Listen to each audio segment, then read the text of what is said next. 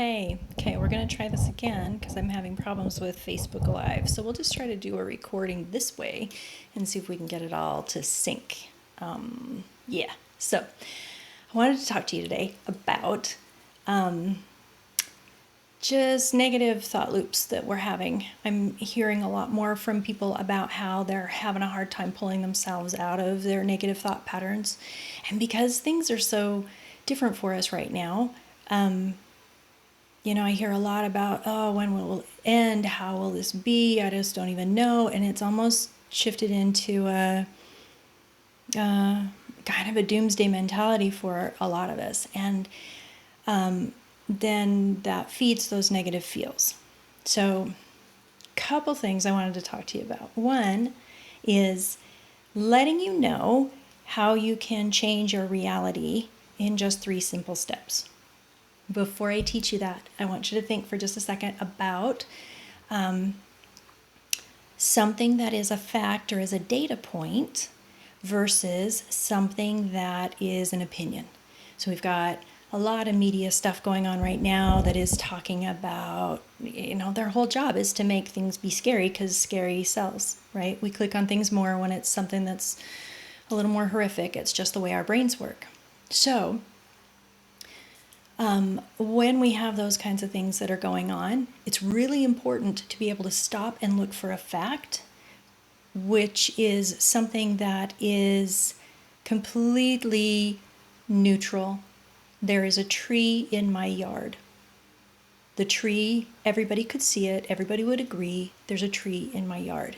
Now, if I happen to be allergic to the pollen or whatever from the tree, then I might have negative feelings about the tree, right? Because it makes me go, ugh, those trees are so stupid. They make me sneeze all the time. I hate that kind of tree, right? So that's an opinion. The tree itself, just a tree. To somebody else, it's like, oh my gosh, it's my very favorite kind of tree. I love it. When I was a kid, I used to climb that kind of tree all the time. Totally different feeling, totally different opinion. The tree itself is still just neutral. Cool?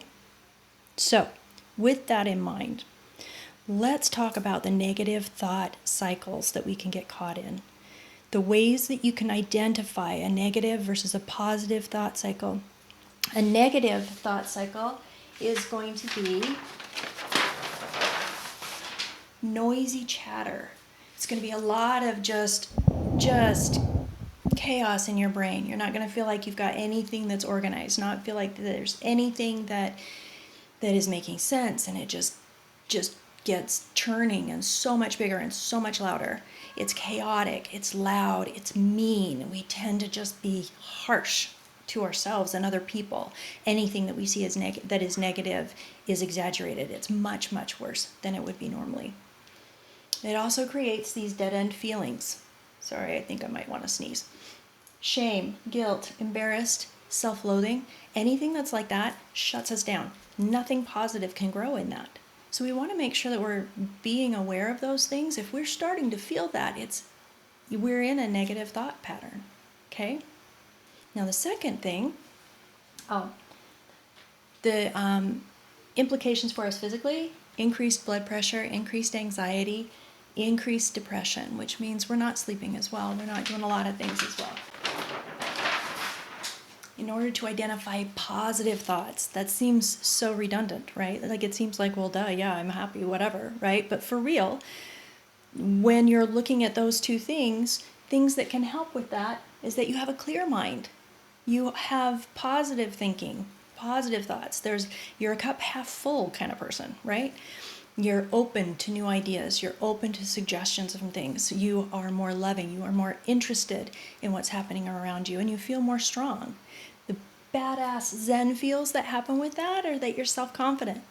Confidence is an external thing. So I've been walking for a really long time all by myself, and I'm pretty confident about it. I've got a lot of history that says that I can do it. As soon as I get super cocky, I usually trip. But, that helps me stay humble. So self-confidence is what is internally driven. So me having experience walking, that's confidence because I've been doing it a whole bunch, right? Self-confidence is me doing this video, especially after I had trouble with the last one with the audio being all jacked and going, okay, but I really want to tell him this stuff, so I'm going to figure out a different way how to do it. So here it is, self-confidence, right? Then it also helps you to feel empowered and you're much more optimistic. Physical manifestations of this is that your blood pressure goes down, your anxiety levels go down, your depression goes down. So I want to tell you a story really fast before we move on to the other things. I'm going to move over here a little bit so that your brain isn't wanting to just see that. Okay, so the other day I had a really, really great workout. And I do have a really big tree in the backyard, and I get to use it for my suspension trainer and stuff. And so I'm out there and I'm having a really killer workout and I'm all pumped up and I'm feeling really confident and feeling really good about myself. And I come inside and I strip down to go get in the shower and I glance in the mirror and I'm like, damn, I'm looking good. This is getting trim and that's lifting up and that's, yeah, this will do. I'm feeling sassy. I'm feeling good, right? So my brain goes, hey, I bet we lost whatever weight. Let's step on the scale. Okay, so I step on the scale. Well, the number that was supposed to be in my head didn't show up on the scale. It was just a data point. It's just a number that was on the scale. But I immediately had this thought about, and then I stepped back and I looked in the mirror again. And this time I was like, damn. Like, I look like I'm almost 52. This is fallen. That's turning a different color. That has spots. I can't be out in public anymore. We all know how that is, yeah? The only thing that changed in that 10 seconds was the number that I saw on the scale. That's it. I was exactly the same person in exactly the same body that I had been 10 seconds before. That's how powerful our minds are.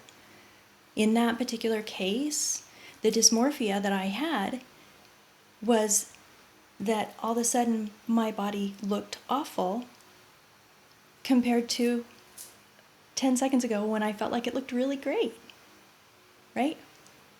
So here's where those 3 steps come in. We have to stop, identify which loop it is that you're in. And then we get to choose which place we want to be. I've worked with lots of bodies, and I've had my body my whole life. And the cool thing about it is that we are powerful, powerful creatures. We have these incredible bodies. And I choose to believe that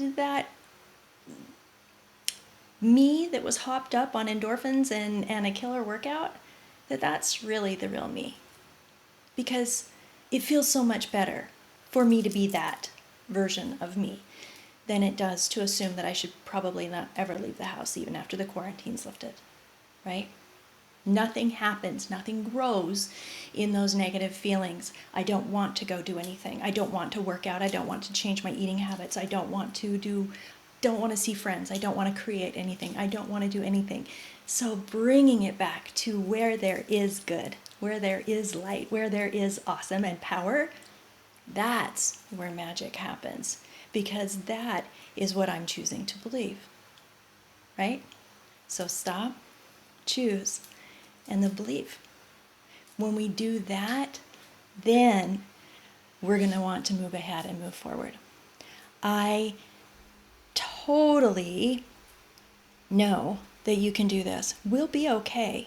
Things will be adjusted, but we will be okay. And if you need help, please message me, because this is what I do, and I love what I do. So, you guys take care. Hopefully this all worked, and I'll talk to you soon.